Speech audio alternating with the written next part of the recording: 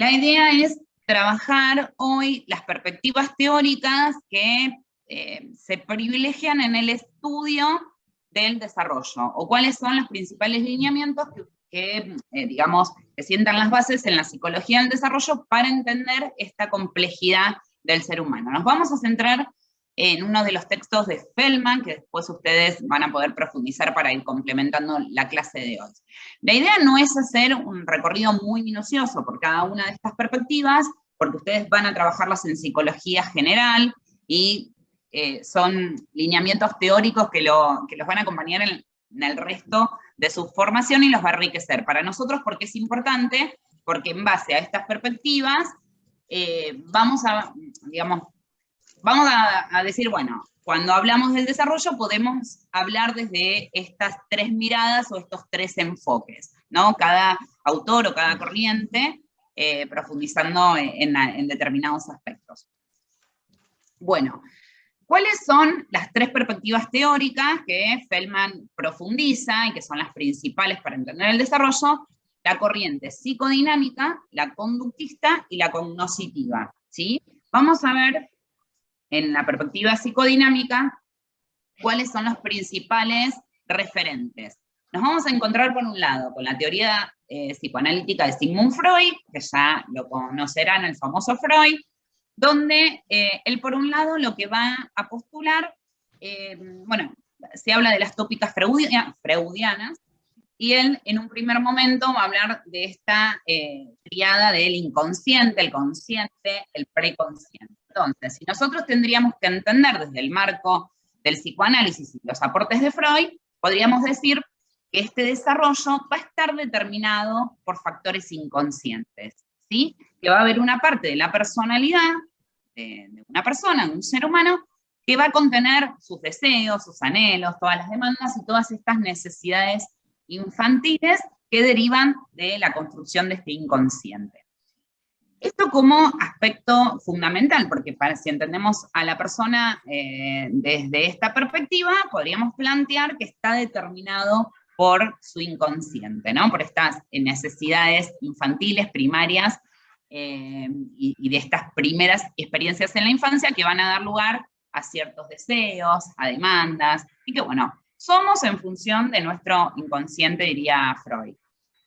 Bueno, él plantea después una segunda tópica que tiene que ver con la estructuración de nuestro funcionamiento psíquico, y aquí plantea a tres amigos, el ello, el yo y el super yo, ¿sí? Hay un capítulo de Los Simpsons que lo ven a Homero con esta triada como muy dual. Bueno, aquí responde el ello, va a responder a todo lo que tiene que ver con el principio de placer, ¿sí? Con todo lo que involucra la satisfacción inmediata, la reserva libidinal, diría Freud, y con todo aquello que no sea o no permitido, ¿no? Como aparece en este dibujito. Pero principalmente el ello lo vinculamos a todo lo que tiene que ver con las cuestiones del placer. ¿Qué sucede en el caso del super-yo? El super-yo lo que va a determinar es por todas las cuestiones de los patrones morales, ¿sí? Con lo que se debe ser, con lo que está bien, ¿no? Según ciertas cuestiones de moralidad, o sea, más enfocado en esta conciencia moral. Y lo que va a intentar hacer este super-yo es rechazar todos estos impulsos que provienen del ello. Y acá lo que vamos a priorizar y quien va a mediar estas cuestiones va a ser el yo. Diría, bueno, es la parte del ello que está más en contacto con la realidad y lo que va a hacer es intentar canalizar de alguna manera ciertos impulsos del ello y mediar con estas cuestiones morales del super yo, digamos. Yo recuerdo que una profesora nos había puesto un ejemplo y no sé por qué me quedó muy grabado, entonces ella decía, bueno, si yo paso por una zapatería y lo primero que quiero es comprarme los zapatos que están 10.000 pesos, por ejemplo, digo, el ello te diría, compralo, y el super yo te diría, no, es muy caro, en este momento vos no podés gastar esto, no está bien pagar esa barbaridad de plata por unos zapatos, y lo que haría yo, de alguna manera, es mediar entre estas cuestiones. Bueno, quizás no lo compremos ahora, esperamos 2 meses y los compro después. Es como el mediador entre este impulso primero, esta satisfacción inmediata que se quiere alcanzar, y de alguna manera lograr un equilibrio con esta sanción que impone el super yo, ¿no? Con el que no, más vinculado al deber. Así que bueno, hasta acá, todo bien, ¿sí? Yo los voy viendo, las voy viendo. Bien. A ver, veo el chat.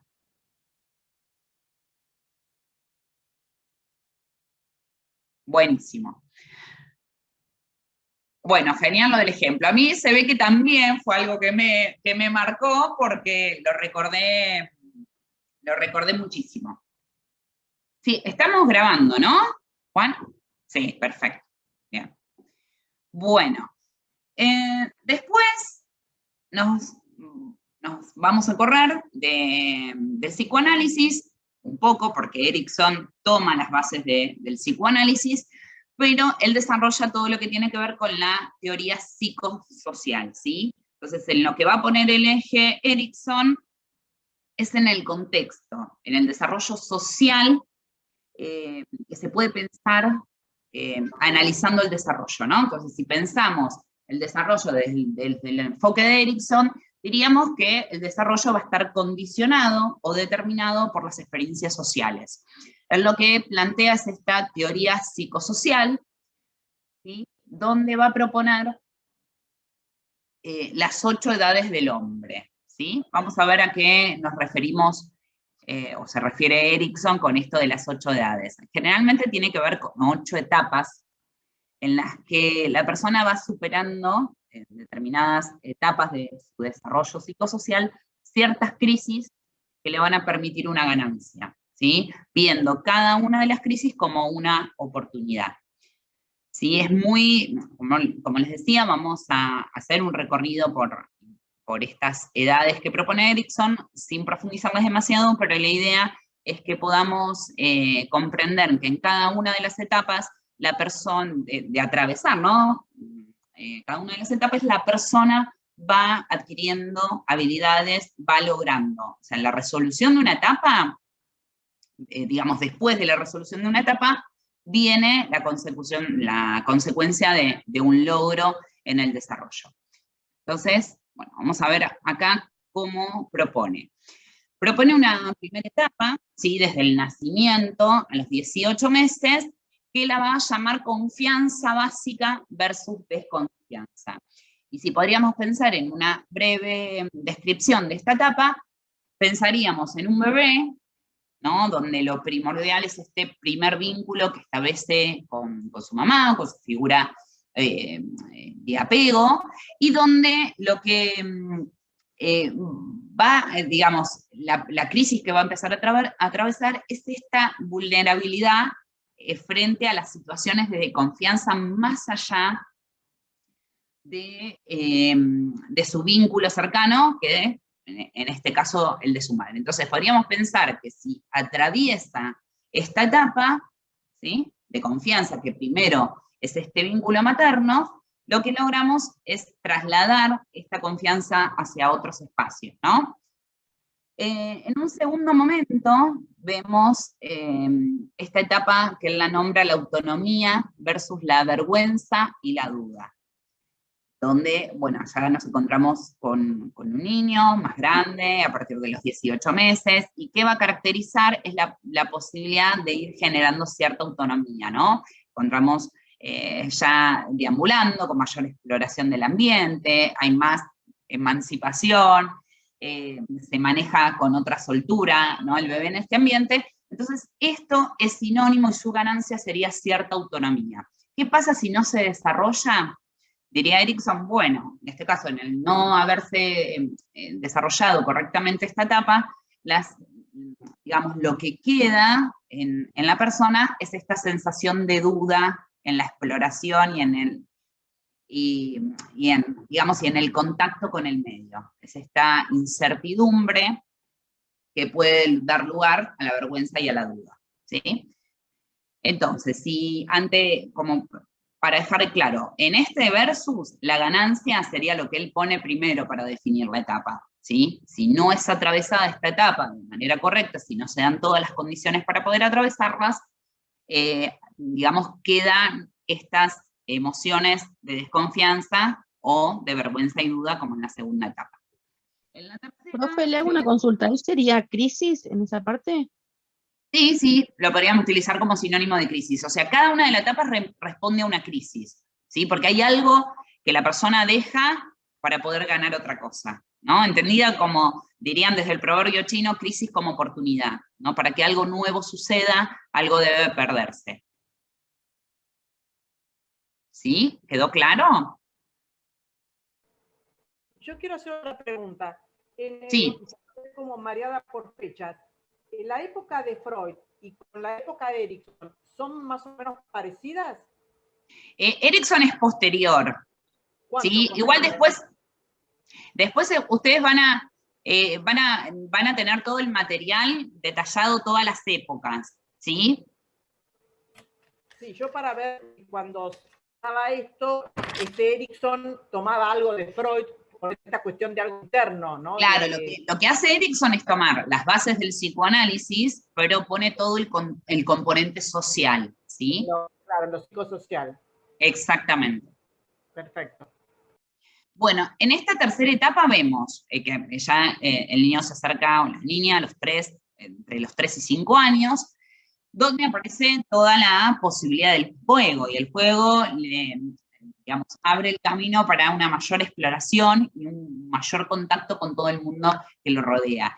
Entonces, esto que da la iniciativa para generar algo nuevo y buscar ciertos movimientos en el contacto con el medio, con los objetos, ¿sí? En una cuarta etapa, él la llama la laboriosidad versus la culpa, ¿sí? Y acá aparece todo lo que tiene que ver con las demandas del aprendizaje. Pensemos que es una de las etapas que se da dentro del periodo escolar, ¿sí? Por eso la persona recibe mayores demandas de aprendizaje y esto abre el camino para la laboriosidad justamente. En una quinta etapa, que él la denomina la búsqueda de la identidad versus la difusión de la identidad. Entonces acá la persona comienza a desarrollar cierto compromiso ideológico, empieza a ejercer cierta valoración sobre las cuestiones del medio, aparece todo un desarrollo de su sexualidad, que todo esto va a ir conformando su propia personalidad y construyendo su identidad. ¿Qué pasa cuando esto no se desarrolla? Y la persona, diría Erikson, queda en una cuestión confusa en esta integridad en cuanto al desarrollo de su identidad. En una sexta etapa, que aproximadamente va de 21 a 41 años, esto tomémoslo como edades estimativas, ¿sí? En este momento lo que se prioriza es el desarrollo de relaciones íntimas. Empieza a darse otro tipo de relaciones, por eso se habla del lugar a la intimidad. Algo importante que plantea Erikson, ¿no? Que estos logros de alguna manera son como acumulativos, ¿no? El poder salir de estas crisis anteriores nos permite como enriquecer la siguiente y sienta las bases para que la siguiente sea posible. ¿Esto qué significa? Que para la persona poder establecer vínculos más íntimos con otro, tuvo que haber transitado esta cuestión de la búsqueda de su identidad, su integridad. Una séptima etapa, ¿sí? Ya nos encontramos en el adulto, es la generatividad versus el estancamiento. Acá aparece la famosa crisis de la mediana edad, ¿sí? El ecuador de la vida, que, bueno, generalmente dice, bueno, o la crisis de los 40, algunos autores la han llamado, donde la persona empieza a cuestionar de alguna manera lo vivido hasta el momento, a proyectarse, Y también lo que marca esta etapa es la posibilidad de brindarle apoyos a las generaciones siguientes, ¿sí? Entonces, por eso se prioriza en esta etapa la posibilidad de generatividad. ¿Qué pasa si esta persona no transita esta crisis? Bueno, lo que sucede es esta sensación del sentirse estancado, de estar en un estancamiento y el de no encontrar la brújula para saber por dónde ir, ¿sí? En la etapa número 8, la última que marca Erikson, es la integridad versus la desesperación. O sea, acá nos encontramos en la etapa de la adultez avanzada o el adulto mayor. Entonces acá hay una mirada retrospectiva en relación a todo lo vivido, y es esta sensación de aceptación, del aceptar quién soy, con mi historia, con mi recorrido, y poder pararse del sentirse realizado, ¿sí? Con todas las experiencias transitadas a este momento. Esa sensación de satisfacción con uno mismo y con la realización que ha logrado hasta el momento. ¿Qué pasa si la persona adulta mayor llega a esta etapa y su sentimiento no es de realización, ¿sí? Lo que queda es una sensación de desesperación, diría Erikson, de cuestionarse todo lo vivido hasta el momento. Bien, teoría psicodinámica, así que bueno, avanzamos a otra de las perspectivas teóricas. Bueno, vamos a profundizar ahora en las cuestiones del conductismo. Bueno, ¿cómo entenderíamos al desarrollo desde el enfoque del conductismo? ¿Sí? Pensaríamos que el desarrollo tiene que ver con comprender ciertos comportamientos observables, ¿sí? Que van a estar determinados por estímulos externos. Entonces, digamos, si miramos el desarrollo desde el conductismo, lo que hacemos es priorizar conductas observables, que puedo definir, que puedo analizar y, digamos, profundizar desde la observación.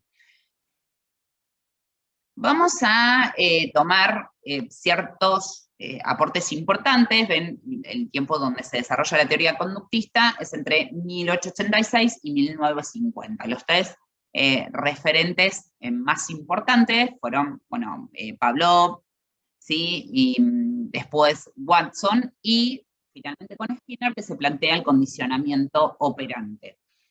La idea, como les comentaba, es hacer un recorrido por estos tres conceptos fundamentales que se han planteado desde el conductismo, que nos permitirían entender el desarrollo desde esta perspectiva. ¿Qué se plantea cuando se habla del condicionamiento clásico? ¿Sí? Es pensar que toda conducta va a responder de una determinada manera ante un estímulo. Lo que plantea Skinner con este condicionamiento operante es que, digamos, lo que agrega, que es muy interesante, es ver que esto responde a una forma de aprendizaje en que aparece una respuesta voluntaria, pero que esa respuesta se va a reforzar o se va a debilitar según la asociación que se haga de determinadas consecuencias positivas o negativas. Si, no sé, por ejemplo, yo a ver, supongamos, la veo a Dolores ahí. Si Dolores, por ejemplo, te gritan para que vos apagues la televisión, y vos vas y la apagas. Ahí lo que estamos de alguna manera es reforzando la conducta del otro. Entonces es muy probable que esa conducta aumente y que la próxima vez te griten, por ejemplo, para que vos apagues esa televisión. Entonces ahora, ¿qué pasa si no la apagamos? ¿Sí? Lo que va a hacer es que esa conducta se desvanezca y que se busque una conducta alternativa, por ejemplo. En base a este lineamiento del condicionamiento operante, otra de las cuestiones importantes que se plantean desde el conductismo es la modificación conductual, ¿sí? Estas conductas que observamos, están condicionadas, pueden ser modificadas. Entonces, ¿Qué voy a intentar desde la modificación conductual? Aumentar la frecuencia de ciertos comportamientos positivos y reducir aquellos que son indeseables, ¿no? Bueno, esto en el campo del desarrollo de los niños es muy frecuente cuando uno se enfrenta o observa determinados berrinches o algunas conductas disruptivas. Lo que se tiende a hacer es buscar que esto empiece a desvanecerse, ¿no? Que el niño pueda comunicarse con otras conductas más adaptativas, esperables, en función del contexto.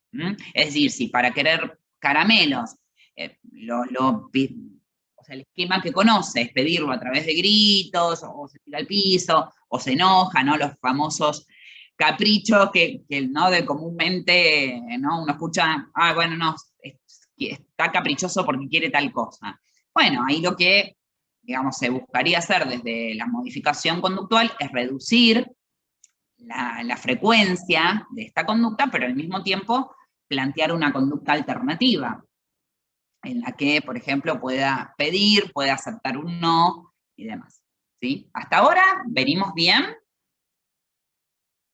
Bien, las veo de costadito. Bien.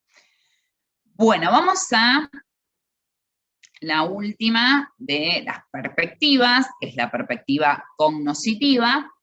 Y desde la perspectiva cognoscitiva vamos a pensar el desarrollo, pero enfocados en los procesos de conocimiento, en cómo las personas conocen, comprenden, piensan, resignifican el mundo que los rodea.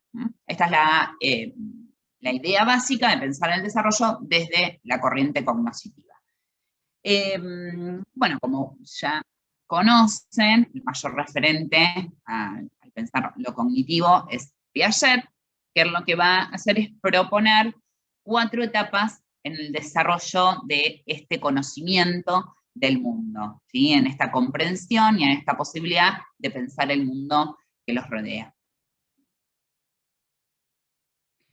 Piaget va a plantear estas 4 etapas, como ya mencionábamos, una primera etapa que la va a denominar el estadio sensoriomotriz o etapa sensoriomotriz, donde lo que se va a profundizar en este momento es toda la información sensorial, ¿sí? Que el niño va recibiendo del medio ambiente. Es esta conexión con el medio a través de la experiencia y el contacto directo.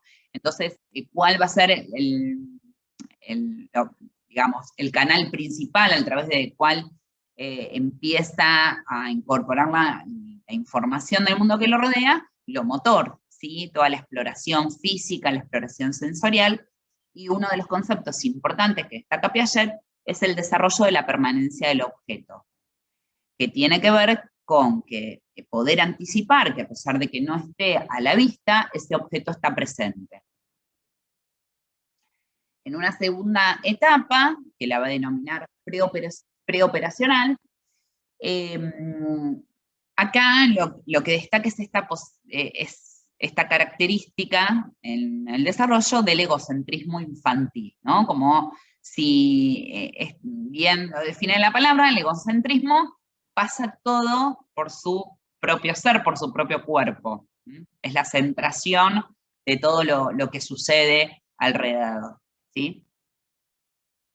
Se empieza a desarrollar todo lo que responde al juego simbólico, ¿sí? a la posibilidad del cómo sí, a representar una cosa por otra, ¿sí? A que la escoba se convierta en un avión, en un helicóptero, en un auto, que los objetos puedan representar otra cosa mediante este juego, que lo que va a sentar las bases es la posibilidad de la imaginación y del simbolismo.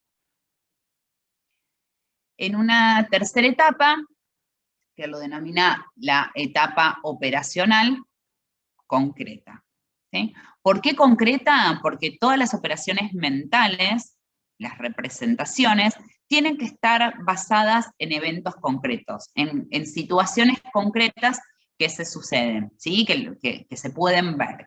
Es decir, que para analizar determinadas situaciones, el niño necesita tenerlo en concreto. Por eso vieron que, por ejemplo, en la etapa escolar, durante estos años, siempre se escucha, ¿no? Se escucha con mucha frecuencia es, bueno, pero vamos a trabajar este contenido desde lo concreto, ¿no? Entonces, bueno, trabajamos fracciones y ¿cómo las trabajamos? Las trabajamos partiendo, no sé, una pizza, siempre todo a través de imágenes concretas. ¿Por qué? Porque es el medio de entender determinadas situaciones que se van sucediendo, ¿sí? Analizarlas y digamos, trabajar estas operaciones mentales, pero a partir de situaciones concretas.